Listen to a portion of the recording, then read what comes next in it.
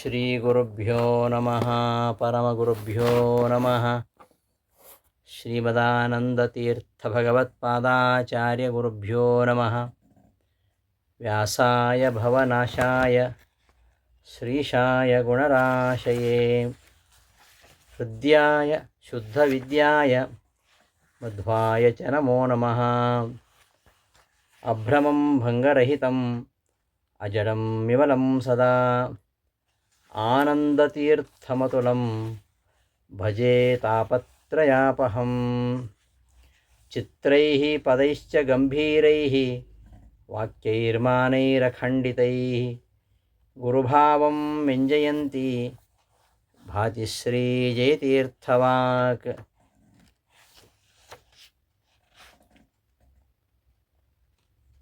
ತಪಸ್ವಾಧ್ಯಾಯ ಶುಶ್ರೂಷಾ ಕೃಷ್ಣಪೂಜಾರತಂ ಮುನಿಂ ವಿಶ್ವೇಶಮಿಷ್ಟದಂ ವಂದೇ ಪರಿವ್ರಾಟ್ ಚಕ್ರವರ್ತಿನಂ.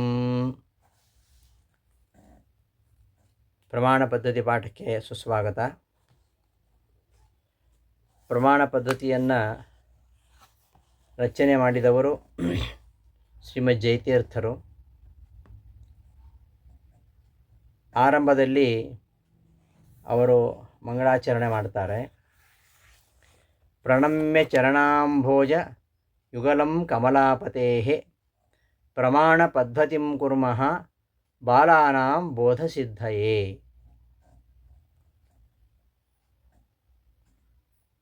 ಕಮಲಾಪತೇಃ ಕಮಲಾಪತಿಯಾದ ನಾರಾಯಣನ ಚರಣಾಂಭೋಜ ಯುಗಲಂ.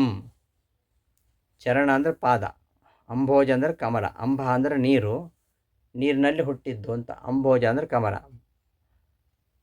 ಆ ಪಾದ ಕಮಲ ಯುಗಳಗಳಿಗೆ, ಎರಡು ಪಾದ ಕಮಲಗಳಿಗೆ, ನಾರಾಯಣನ ಎರಡು ಪಾದ ಕಮಲಗಳಿಗೆ ಪ್ರಣಮ್ಯ ನಮಸ್ಕರಿಸಿ,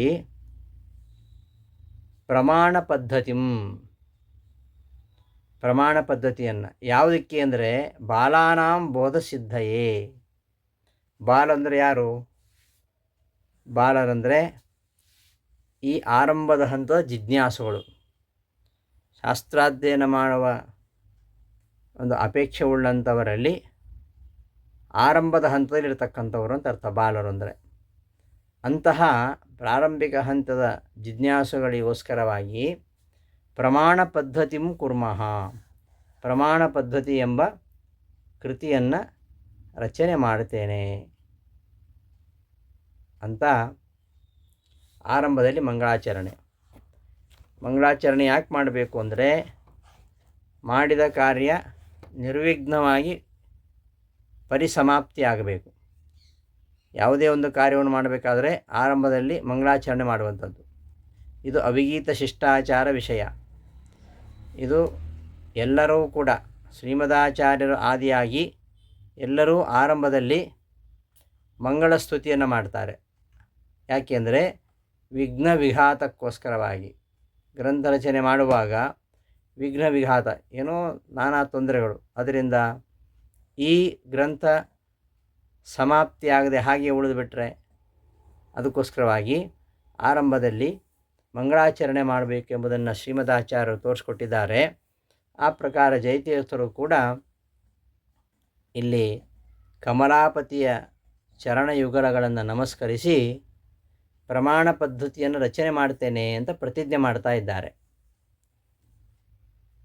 ಯಾರಿಗೋಸ್ಕರ ಅಂದರೆ ಬಾಲಾನಾಂ ಬೋಧಸಿದ್ಧಯೇ. ಬಾಲಕರಿಗೆ ಬೋಧ ಅಂದರೆ ಜ್ಞಾನ, ಬಾಲಕರಿಗೆ ಇದರ ಜ್ಞಾನ ಪ್ರಮಾಣಗಳ ಜ್ಞಾನ ಬರಬೇಕು. ಅದಕ್ಕೋಸ್ಕರವಾಗಿ ಪ್ರಮಾಣ ಪದ್ಧತಿ ಅಂತ ಹೇಳಿದ್ರಿಂದ ಈ ಗ್ರಂಥಕ್ಕೆ ವಿಷಯ ಪ್ರಮಾಣಗಳ ಬಗ್ಗೆ ಹೇಳುವಂಥದ್ದು. ಯಾರಿಗೋಸ್ಕರ ಅಂದರೆ ಬಾಲಾನಾಂ ಬೋಧಸಿದ್ಧಯೇ, ಬಾಲಕರಿಗೋಸ್ಕರವಾಗಿ. ಅರ್ಥಾತ್ ಈ ಗ್ರಂಥ ಶಾಸ್ತ್ರವನ್ನು ಅಧ್ಯಯನ ಮಾಡುವ ಆರಂಭದ ಹಂತದಲ್ಲಿರತಕ್ಕಂಥವರಿಗೆ ಸುಲಭವಾಗಿ ಅರ್ಥವಾಗಲಿಕ್ಕೋಸ್ಕರವಾಗಿ ಪ್ರಮಾಣ ಪದ್ಧತಿಯನ್ನು ನಾನು ರಚನೆ ಮಾಡ್ತೇನೆ. ಪರಮ ವಿಶಿಷ್ಟ ಭಗವಾನ್ ಜಯತೀರ್ಥಮುನಿ ಚಿಕೀರ್ತಸಸ್ಯ ಗ್ರಂಥಸ್ಯ ನಿರ್ವಿಘ್ನ ಪರಿಸಮಾಪ್ತಿ ಮುದ್ದಿಶ್ಯ ಕೃತಂ ಮಂಗಲಂ ಗ್ರಂಥಾದೋ ನಿಬಧ್ನಾತಿ ಪ್ರಣಮ್ಯೇತಿ ಅಂತ. ಪರಮ ವಿಶಿಷ್ಟರಾಗಿರ್ತಕ್ಕಂತಹ ಜಯತೀರ್ಥ ಮುನಿಗಳು ತಾವು ಮಾಡಲಿಕ್ಕೆ ಇಚ್ಛಿರ್ತಕ್ಕಂತಹ ಗ್ರಂಥದ ನಿರ್ವಿಘ್ನ ಪರಿಸಮಾಪ್ತಿಗೋಸ್ಕರವಾಗಿ ಮಂಗಲವನ್ನು ಮಾಡಿ ಗ್ರಂಥದ ಆದಿಯಲ್ಲಿ ಅದನ್ನು ನಿಬಂಧನೆ ಮಾಡ್ತಾ ಇದ್ದಾರೆ. ಮಂಗಳಾಚರಣೆಯಿಂದ ಮಾಡಬೇಕಾ? ಮಂಗಳಾಚರಣೆ ಮಾಡೋದು ವ್ಯರ್ಥ. ಯಾಕೆ? ನಮಗೇನು ನಮ್ಮ ಅಭೀಷ್ಟ ಸಿದ್ಧಿ ಆಗಬೇಕು. ಅಭೀಷ್ಟ ಸಿದ್ಧಿ, ನಮ್ಮ ಅಭೀಷ್ಟವಾದ ಯಾವುದು? ಸಮಾಪ್ತಿ. ಆ ಸಮಾಪ್ತಿಯೇ ಪ್ರಯೋಜನ.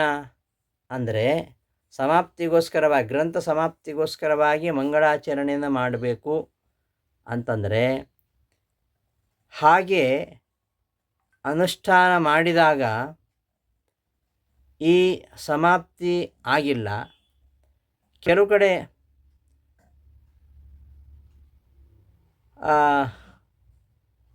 ಅನುಷ್ಠಾನ ಮಾಡದೇ ಇದ್ದರೂ ಕೂಡ ಅಲ್ಲಿ ಸಮಾಪ್ತಿ ಕಂಡಿದೆ.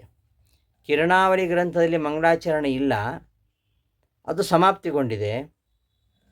ಬಾಣಕವಿ ಕಾದಂಬರಿಯಲ್ಲಿ ಮಂಗಳಾಚರಣೆ ಮಾಡಿದರೂ ಸಹ ಅದು ಸಮಾಪ್ತಿಯಾಗಿಲ್ಲ. ಆದ್ದರಿಂದ ಮಂಗಳಾಚರಣೆ ಮಾಡಿದರೂ ಕೂಡ ಸಮಾಪ್ತಿಯಾಗಿದ್ದು ಕಂಡಿಲ್ಲ ಅನ್ನುವ ಸಂದೇಹ ಬರೋದರಿಂದ ಮಂಗಳಾಚರಣೆಯನ್ನು ಯಾಕೆ ಮಾಡಬೇಕು ಅಂದರೆ, ಈ ಶಿಷ್ಟರು ಮಾಡ್ತಾ ಬಂದಿದ್ದಾರೆ. ಈಗ ಮಂಗಳಾಚರಣೆ ಮಾಡದೇ ಇದ್ದರೂ ಕೂಡ ಅಲ್ಲಿ ಸಮಾಪ್ತಿಯಾಗಿದೆ.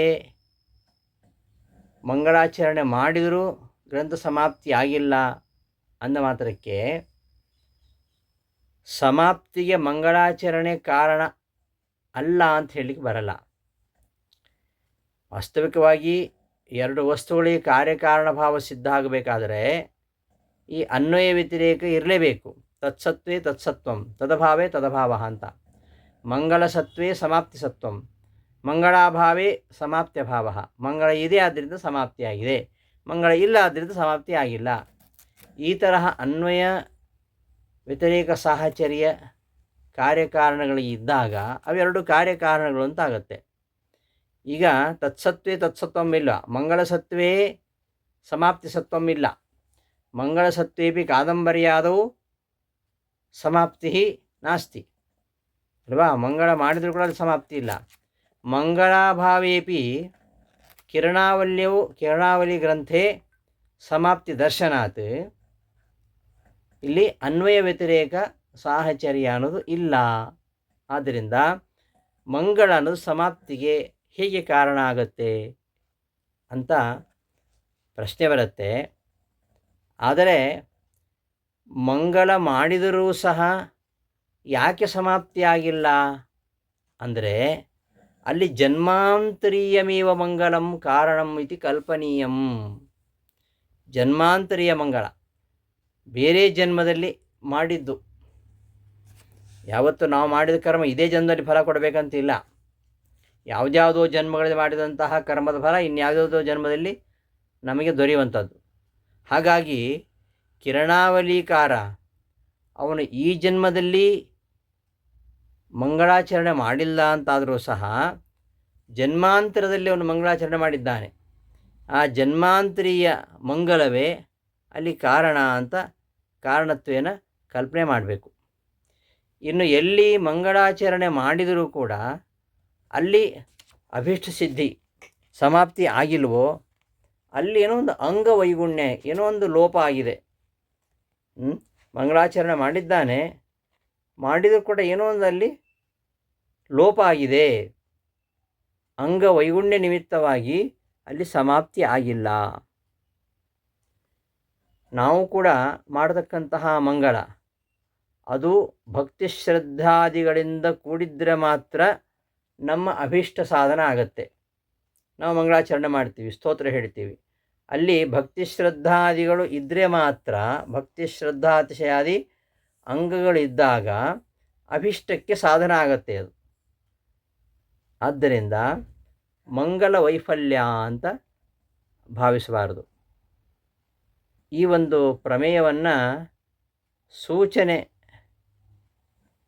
ಮಾಡುವ ಮೂಲಕವಾಗಿ ಇಲ್ಲಿ ಮಂಗಳಾಚರಣೆಯನ್ನು ಮಾಡಬೇಕು ಅಂತ ಹೇಳ್ತಾ ಇದ್ದಾರೆ. ಸರಿ, ಮಂಗಳಾಚರಣೆ ಮಾಡುವಾಗ ಯಾರಿಗೆ? ಲಕ್ಷ್ಮೀನಾರಾಯಣನಿಗೆ ನಮಸ್ಕಾರ ಮಾಡ್ತಾ ಇದ್ದಾರೆ. ನಾರಾಯಣಂ ನಮಸ್ಕೃತ್ಯ ಅಂತ ಹೇಳಿ ಸಾಕಿತ್ತಲ್ಲ. ಕಮಲಾಪತಿ ಯಾಕೆ? ಕಮಲಾಪತಿಗೆ ನಮಸ್ಕಾರ ಅಲ್ವಾ? ಕಮಲಾಪತಿ ಅಂತ ಯಾಕೆ ಹೇಳಬೇಕು?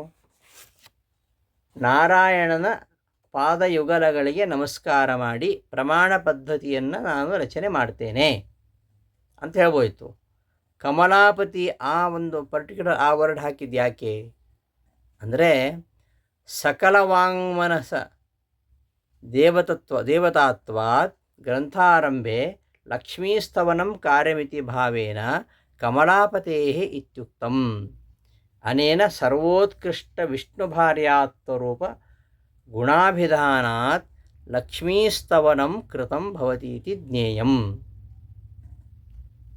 ರಮಾಪತೇಃ ಇತ್ಯನುಕ್ತ ಕಮಲಾಪತೇಃ ಇತಿ ತು ಕಥನಂ ತು ವಂದ್ಯತಾಪ್ರಯೋಜಕ ಇಷ್ಟತ್ವವಿಶಿಷ್ಟತ್ವಯೋಃ ನಾರಾಯಣೇ ಸತ್ವಸೂಚನಾರ್ಥಂ. ಕಮಲಾಪತಿ ಅಂತ ಯಾಕೆ ಹೇಳಿದ್ದು ಅಂದರೆ, ಕಮಲ ಅಂದರೆ ಲಕ್ಷ್ಮಿ. ಲಕ್ಷ್ಮೀ ಪದ್ಮಾಲಯ ಪದ್ಮ ಕಮಲಾಶ್ರೀ ಹರಿಪ್ರಿಯ. ಕಮಲ ಅಂದರೆ ಲಕ್ಷ್ಮಿ. ಲಕ್ಷ್ಮೀಪತಿಯ ಪಾದಗಳನ್ನು ನಮಿಸಿ ಅಂತ ಯಾಕೆ ಹೇಳಬೇಕು ಅಂದರೆ, ಎಲ್ಲ ವಾಂಗ್ ಮನಸ್ಸಿಗೆ ದೇವತೆ ಲಕ್ಷ್ಮಿ. ಆದ್ದರಿಂದ ಗ್ರಂಥಾರಂಭದಲ್ಲಿ ವಿಷ್ಣುವಿಗೆ ನಮಸ್ಕರಿಸಿದಂತೆ ಲಕ್ಷ್ಮಿಗೂ ನಮಸ್ಕಾರ ಮಾಡಬೇಕು. ಅದಕ್ಕೋಸ್ಕರವಾಗಿ ಕಮಲಾಪತೇಃ ಅಂತ ಹೇಳಿದ್ದು. ಕಮಲಾಪತೇಃ ಚರಣಾಂಭೋಜಯುಗಲಂ ಪ್ರಣಮ್ಯ.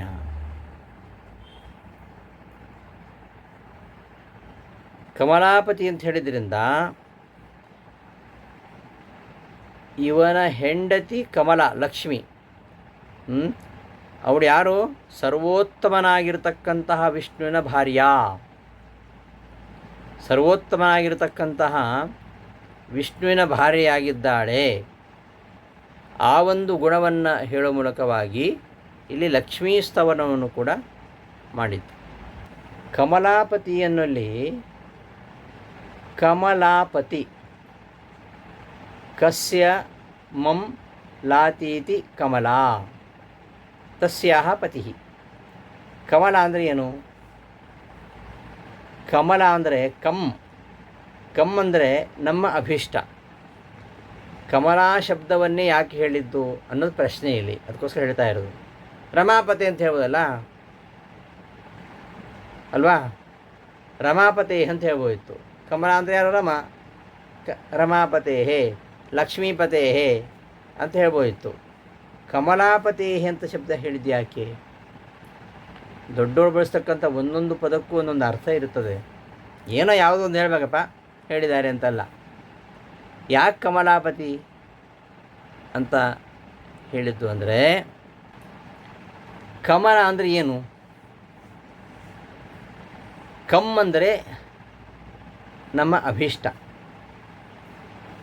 ಅಭಿಷ್ಟವಾದ್ದು ಕಮ್ ಅಂತ. ಕಮುಕಾಂತವು ಧಾತು. ಕಮುಕಾಂತವು ಅಂದರೆ ನಮಗೆ ಅಭೀಷ್ಟವಾಗಿರುವಂಥದ್ದು. ನಮಗೆ ಅಭೀಷ್ಟವಾಗಿರುವಂಥದ್ದಕ್ಕೆ ಕಮ್ ಅಂತ ಹೇಳೋದು. ಕಮ್ ಅಂದರೆ ಅಭೀಷ್ಟಂ. ಲಾತಿ ಇತಿ ಕಮಲ. ಕಮ್ ಅಂದರೆ ಅಭೀಷ್ಟ. ಅಭೀಷ್ಟ ಲಾತಿ. ಲಾತಿ ಅಂದರೆ ಏನು? ಕೊಡ್ತಾಳೆ ಅಂತ ಅರ್ಥ. ಲಾದಾನೆ ಧಾತು. ಲಾದಾನೆ ಧಾತು ಲಾತಿ. ಕಮ್ ಲಾತಿ ಇತಿ ಕಮಲ ಅಂದರೆ ನಮ್ಮ ಅಭೀಷ್ಟವನ್ನು ಕೊಡ್ತಾಳೆ ಎಂಬ ಕಾರಣಕ್ಕೆ ಅವಳಿಗೆ ಕಮಲ ಅಂತ ಹೆಸರು. ಯಾರು ನಮ್ಮ ಅಭೀಷ್ಟವನ್ನು ಕೊಡ್ತಾಳೋ ಅವಳು ಕಮಲ. ಆ ಕಮಲೆಗೆ ಇವನು ಪತಿ ಅಂತ ಹೇಳಿದ್ರಿಂದ ನಮ್ಮ ಅಭೀಷ್ಟದಾತೃತ್ವ ಅದು ನಮಗೆ ಆಗಬೇಕಾಗಿರುವಂಥದ್ದು. ನಮಗೇನು ಅಭಿಷ್ಟವಾದ್ದನ್ನು ಯಾರು ಕೊಡ್ತಾರೆ ಅವರು ನಾವು ಸ್ತವನ ಮಾಡಬೇಕು. ನಮ್ಮ ಅಭಿಷ್ಟ ದಾತೃತ್ವ, ಆ ಅಭಿಷ್ಟ ದಾತೃತ್ವವಾಗಿರತಕ್ಕಂತಹ ಇಷ್ಟತ್ವ. ನಮಗೆ ಕಮಲಾಪತಿ ಇಷ್ಟ. ಯಾಕೆ ಅಂದರೆ ಕಮಲೆಗೆ ಪತಿಯವನು. ಕಮಲ ಅಂದ್ರೇನು? ಅಭಿಷ್ಟವಾದ್ದನ್ನು ಕೊಡತಕ್ಕಂಥವಳು. ಅಭಿಷ್ಟವಾದ್ದನ್ನು ಕೊಡತಕ್ಕಂತಹ ಲಕ್ಷ್ಮಿಗೆ ಇವನು ಪತಿ. ಆದ್ದರಿಂದ ಈ ಕಮಲಾಪತಿ ಎಂಬ ವಿಶೇಷಣವನ್ನು ಹೇಳುವ ಮೂಲಕವಾಗಿ ನಮ್ಮ ಅಭೀಷ್ಟವನ್ನು ಕೊಡತಕ್ಕಂಥವಳು, ನಮಗೆ ಆಗಬೇಕಾದ್ದೇನು ಅದನ್ನು ಕೊಡತಕ್ಕಂಥವಳು ಲಕ್ಷ್ಮೀದೇವಿ. ಆದ್ದರಿಂದ ಲಕ್ಷ್ಮೀಪತಿಯನ್ನು ಇಲ್ಲಿ ಸ್ತೋತ್ರ ಮಾಡ್ತಾ ಇದ್ದಾರೆ ಜಯತೀರ್ಥರು. ಆಮೇಲೆ ಇನ್ನೊಂದು ವೈಶಿಷ್ಟ್ಯ ಹೇಳ್ಬೋದು. ಒಂದು ವೈಶಿಷ್ಟ್ಯ ಹಾಗೆ ಏನು? ಅಭೀಷ್ಟದಾತೃತ್ವ. ಅಭೀಷ್ಟದಾತೃತ್ವ ಕಮಲಾಪತಿಯಲ್ಲಿ ಇದೆ. ಆದ್ದರಿಂದ ಕಮಲಾಪತಿ ಶಬ್ದವನ್ನೇ ಜಯತೀರ್ಥರು ಬಳಸಿದರು ಅಂತ. ಇನ್ನು ಕಮಲಾ ಶಬ್ದಕ್ಕೆ ಇನ್ನೊಂದು ಅರ್ಥ, ಕಸ್ಯ ಮಮ್ಲಾತೀತಿ ಕಮಲ. ಕಹ ಅಂದರೆ ಬ್ರಹ್ಮ, ಆ ಕಸ್ಯ ಅಂದರೆ ಬ್ರಹ್ಮ ಶಬ್ದದ ಷಷ್ಠಿ ವಿಭಕ್ತಿ. ಕಸ್ಯ ಅಂದರೆ ಬ್ರಹ್ಮನ. ಕಸ್ಯ ಬ್ರಹ್ಮನ, ಬ್ರಹ್ಮನಿಗೆ ಮಮ್ಲಾತಿ, ಮಮ್ ಅಂದರೆ ಜ್ಞಾನ, ಬ್ರಹ್ಮನಿಗೆ ಜ್ಞಾನವನ್ನು ಕೊಡ್ತಾಳೆ. ಆದ್ದರಿಂದ ಇವಳು ಕಮಲ. ಅಂತಹ ಕಮಲಗೆ ಪತಿ ಅಂತ ಹೇಳೋ ಮೂಲಕವಾಗಿ ಕಮಲ ಯಾರು? ಲಕ್ಷ್ಮಿ. ಅವಳು ಬ್ರಹ್ಮಾದಿಗಳಿಗಿಂತಲೂ ಉತ್ತಮಳಾಗಿದ್ದಾಳೆ. ಬ್ರಹ್ಮಾದಿಗಳಿಗಿಂತಲೂ ಉತ್ತಮಳಾಗಿದ್ದಾಳೆ. ಇದು ಒಂದು ವಿಶೇಷ. ಇನ್ನೊಂದು, ನಮ್ಮ ಅಭೀಷ್ಟ ಏನು? ಆ ಅಭೀಷ್ಟವನ್ನು ಕೊಡ್ತಕ್ಕಂಥವಳು ಅವಳೇ ಅಂತ ಸೂಚಿಸೋಕ್ಕೋಸ್ಕರವಾಗಿ ಜಯತೀರ್ಥರು ಲಕ್ಷ್ಮೀ ಪದವನ್ನು, ರಮಾ ಪದವನ್ನು ಹೇಳದೆ ಕಮಲಾ ಪದವನ್ನೇ ಹೇಳಿದ್ದಾರೆ. ಸ್ಪಷ್ಟ ಆಯ್ತಲ್ಲ? ಒಂದರ್ಥ ಕಂ ಲಾತೀತಿ ಕಮಲ, ಮತ್ತೊಂದು ಕಸ್ಯ ಮಂ ಜ್ಞಾನಂ ಲಾತೀತಿ ಕಮಲ. ಮೊದಲನೇ ಅರ್ಥದಲ್ಲಿ ಅಭಿಷ್ಟವನ್ನು ಕೊಡತಕ್ಕಂಥವಳು, ಎರಡನೇ ಅರ್ಥದಲ್ಲಿ ಬ್ರಹ್ಮಾದಿಗಳಿಗಿಂತಲೂ ಇವಳು ಉತ್ತಮಳಾಗಿರತಕ್ಕಂಥವಳು.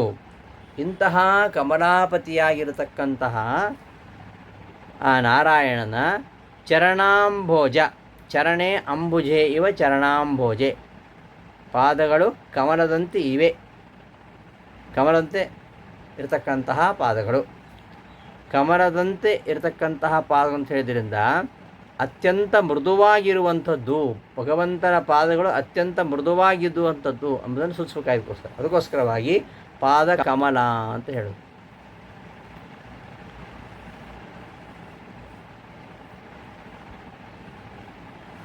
ಇಂತಹ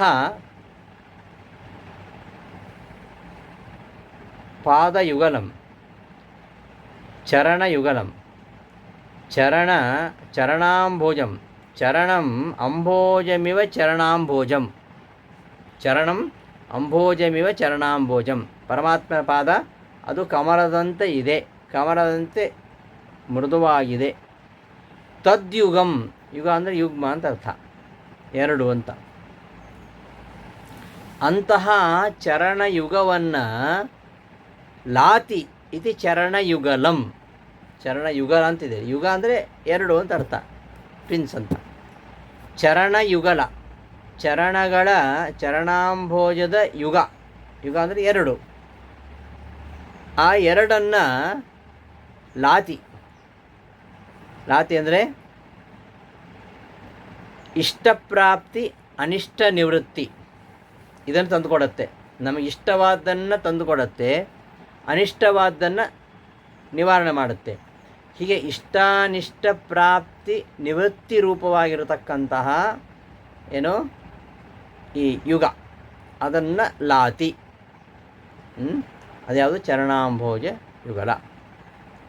ಇಂತಹ ಚರಣಾಂಭೋಜ ಯುಗಲವನ್ನು ನಮಸ್ಕರಿಸಿ ಪ್ರಮಾಣ ಪದ್ಧತಿಯನ್ನು, ಪ್ರಮಾಣ ಪದ್ಧತಿ ಎಂಬ ಗ್ರಂಥವನ್ನು ರಚನೆ ಮಾಡ್ತಾ ಇದ್ದೇನೆ.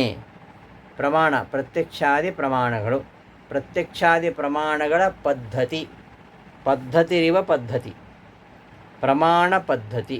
ಪದ್ಧತಿ ಎಂದರೆ ಮಾರ್ಗ, ಸರಣಿ ಪದ್ಧತಿ ಪತ್ಯ, ಅಯನಂ ವರ್ತಮ ಮಾರ್ಗಾದ್ವಾ ಪಂಥಾನ ಪದವಿ ಶ್ರುತಿ,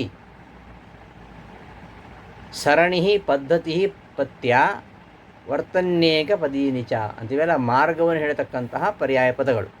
ಪದ್ಧತಿಯಿಂದ ಮಾರ್ಗ, ಪ್ರಮಾಣಗಳ ಪದ್ಧತಿ.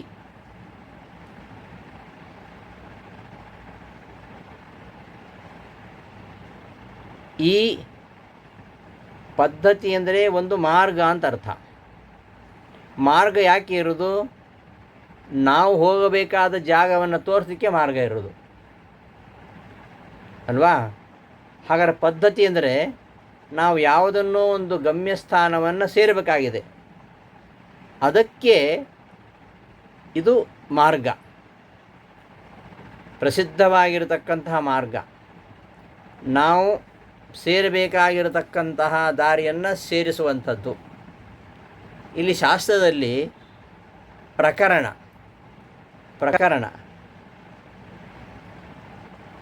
ಆ ಪ್ರಸಿದ್ಧ ಮಾರ್ಗ ಏನಿದೆ, ಯಾವುದನ್ನು ನಾವು ತಿಳ್ಕೊಳ್ಬೇಕು ಅಂತಹ ಪ್ರಮಾಣಗಳ ಸ್ವರೂಪವನ್ನು ತಿಳಿಸುವಂಥದ್ದು. ಆ ಕಾರಣಕ್ಕಾಗಿ ಇದಕ್ಕೆ ಪದ್ಧತಿ ಅಂತ ಹೇಳೋದು. ಅಂತಹ ಪ್ರಮಾಣ ಪದ್ಧತಿ ಅಥವಾ ಪ್ರಮಾಣಾನಾಂ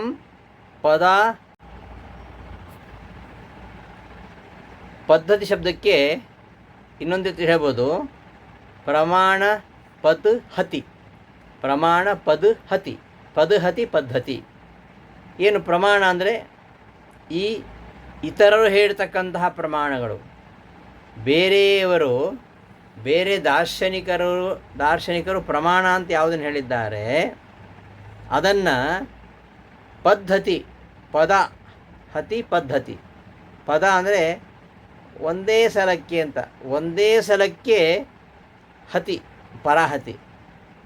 ಒಂದು ಪಾದದಲ್ಲಿ, ಒಂದೇ ಪಾದದಿಂದ ಅಥವಾ ಒಂದೇ ಸಲಕ್ಕೆ ಹತಿ ಅಂದರೆ ನಾಶ ಮಾಡುವುದು. ಬೇರೆ ಹೇಳ್ತಕ್ಕಂತಹ ಪ್ರಮಾಣಗಳೇನಿವೆ ಆ ಪ್ರಮಾಣಗಳ ಹತಿ ಅಂದರೆ ಪರಾಹತಿ. ಇತರರು ಹೇಳ್ತಕ್ಕಂಥ ಪ್ರಮಾಣ ನಿರಾಸ ಮಾಡೋದು. ಹೇಗೆ? ಒಂದೇ ಸಲಕ್ಕೆ ಒಂದೇ ಪಾದದಿಂದ ಅವರ ಎಲ್ಲ ಪ್ರಮಾಣಗಳನ್ನು ನಿರಾಸ ಮಾಡೋದು. ಅದು ಯಾವ ಗ್ರಂಥದಲ್ಲಿದೆಯೋ ಅದನ್ನು ಪ್ರಮಾಣ ಪದ್ಧತಿ ಅಂತ ಹೇಳ್ತಾರೆ. ಇನ್ನು ಪ್ರಮಾಣ ಪದ್ಧತಿಯನ್ನು ಯಾಕೆ ರಚನೆ ಮಾಡ್ತಿದ್ದಾರೆ ಅಂದರೆ ಹೇಳಿದರು, ಬಾಲಾನಾಂ ಬೋಧಸಿದ್ಧಯೇ ಅಂತ ಹೇಳಿದರು. ಬಾಲಾನಾಂ ಬೋಧಸಿದ್ಧಯೇ. ಬಾಲಾನಾಂ ಅಂದರೆ ಅಲ್ಪಮತಿಗಳು ಅಂತ ಅರ್ಥ. ಅಲ್ಪಮತಿಗಳ ಬೋಧಸಿದ್ಧಯೇ. ಬೋಧ ಅಂದರೆ ಪ್ರತ್ಯಕ್ಷಾದಿ ಪ್ರಮಾಣಗಳ ಸ್ವರೂಪ ವಿಷಯದಲ್ಲಿ ಜ್ಞಾನ, ಅದು ಬರಲಿಕ್ಕೋಸ್ಕರವಾಗಿ ಅಂತ ಅರ್ಥ. ಬಾಲಾನಾಂ ಬೋಧಸಿದ್ಧಯೇ. ಬಾಲಾನಾಂ ಅಲ್ಪಮತೀನಾಂ ಅಂತ. ಅಲ್ಪಮತೀನಾಂ ಪ್ರತ್ಯಕ್ಷಾದಿ ಪ್ರಮಾಣ ಸ್ವರೂಪ ವಿಷಯಕ ಬೋಧಸ್ಯ ಉತ್ಪತ್ತಯೇ. ಪ್ರತ್ಯಕ್ಷಾದಿ ಪ್ರಮಾಣ ಸ್ವರೂಪ ವಿಶೇಷಗಳ ವಿಷಯದಲ್ಲಿ ಅವರಿಗೆ ಜ್ಞಾನವನ್ನು ಹುಟ್ಟಿಸ್ಲಿಕ್ಕೋಸ್ಕರವಾಗಿ ಅಂತ ಅರ್ಥ. ಈ ಮಂದಮತಿಗಳ ಬೋಧಕ್ಕೋಸ್ಕರವಾಗಿ, ಅವರ ತತ್ವಜ್ಞಾನಕ್ಕೋಸ್ಕರವಾಗಿ. ಎಲ್ಲಿವರೆಗೆ ತತ್ವಜ್ಞಾನ ಆಗಬೇಕು? ಭಗವಂತನ ಅಪರೋಕ್ಷ ಆಗುವ ತನಕ ತತ್ವಜ್ಞಾನ ಗಳಿಸ್ತಾ ಇರಬೇಕು. ಅದಕ್ಕೋಸ್ಕರವಾಗಿ ನಾನು ಈ ಕೃತಿಯನ್ನು ರಚಿಸ್ತಾ ಇದ್ದೇನೆ. ಇದರ ಮೇಲೆ ಒಂದು ಪ್ರಶ್ನೆ ಬರುತ್ತೆ.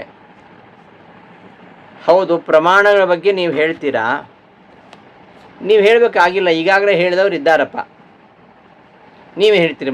ಈಗಾಗಲೇ ಹೇಳಿದಂತಹ ಪುಸ್ತಕ ನಮ್ಮ ಹತ್ರ ಇವೆ. ಸಾಕ್ಷಾತ್ ಶ್ರೀಮದಾಚಾರ್ಯರೇ ಪ್ರಮಾಣ ಲಕ್ಷಣ ಗ್ರಂಥ ರಚನೆ ಮಾಡಿದ್ದಾರೆ.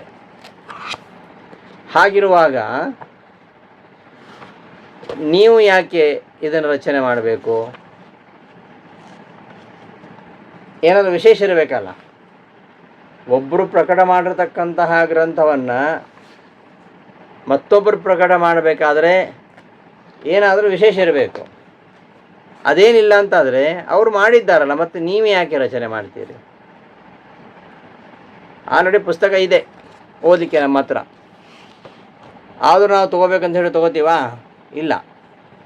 ಹಾಗೆಯೇ ಪ್ರಮಾಣಗಳ ಬಗ್ಗೆ ಯದ್ಯಪಿ ಭಗವತ್ಪಾದೈರೇವ ಪ್ರಮಾಣಲಕ್ಷಣಾಧಿಕಂ ಅಭಿತಂ ತಥಾಪಿ ಗಂಭೀರಯಾ ವಾಚಾ ವಿಕ್ಷಿಪ್ಯ ವರ್ಣಿತಂ ನಮಂದೈಃ ಶಕ್ಯತೆ ಸುಖೇನ ಬೋದ್ಧುಮಿತಿ ತದರ್ಥಂ ಇದಂ ಪ್ರಕರಣಂ ಆರಭ್ಯತೆ ಅಂತ ಅವರೇ ಹೇಳ್ತಾರೆ.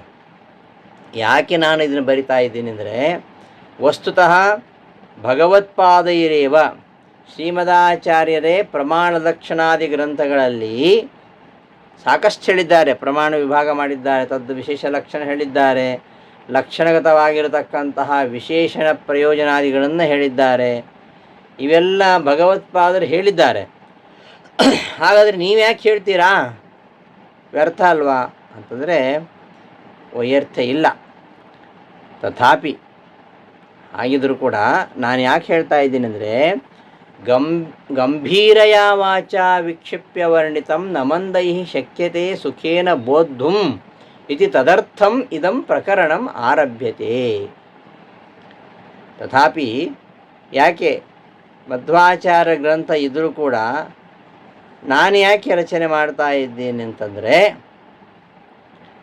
ಗಂಭೀರಯ ವಾಚಾ ವಿಕ್ಷಿಪ್ಯ ಗಂಭೀರಯ ವಾಚಾ ವಿಕ್ಷಿಪ್ಯ ವರ್ಣಿತಂ ಮಂದೈ ಸುಖೇನ ಬೋದ್ಧುಂ ನ ಶಕ್ಯತೆ.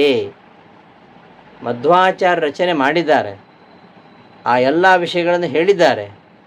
ಆದರೆ ಆ ಗ್ರಂಥಗಳ ಶೈಲಿ ಕ್ಲಿಷ್ಟ ಆಗಿದೆ. ಆಮೇಲೆ ಅಲ್ಲಿ ಬರ್ತಕ್ಕಂಥ ವಿಷಯಗಳನ್ನು ಬೇರೆ ಬೇರೆ ಭಾಗಗಳಲ್ಲಿ, ವಿವಿಧ ಭಾಗಗಳಲ್ಲಿ ಹೇಳಿದ್ದಾರೆ. ಶಾಸ್ತ್ರದ ಯಾವುದೋ ಏಕದೇಶಕ್ಕೆ ಸಂಬಂಧಪಟ್ಟಂತಹ ವಿಚಾರವನ್ನು ಹೇಳುವಂಥದ್ದು ಪ್ರಕರಣ. ಒಂದೊಂದು ಪ್ರಕರಣದಲ್ಲಿ ಒಂದೊಂದು ವಿಚಾರ ಹೇಳ್ತಾರೆ ಮಧ್ವಾಚಾರ್ಯರು. ಅಲ್ಲಲ್ಲಿ ಪ್ರತಿಯೊಂದು ಪ್ರಕರಣದಲ್ಲಿಯೂ ಕೂಡ ವಿಕ್ಷಿಪ್ತವಾಗಿ ಈ ಪ್ರಮಾಣಗಳ ಬಗ್ಗೆ ಹೇಳಿದ್ದಾರೆ.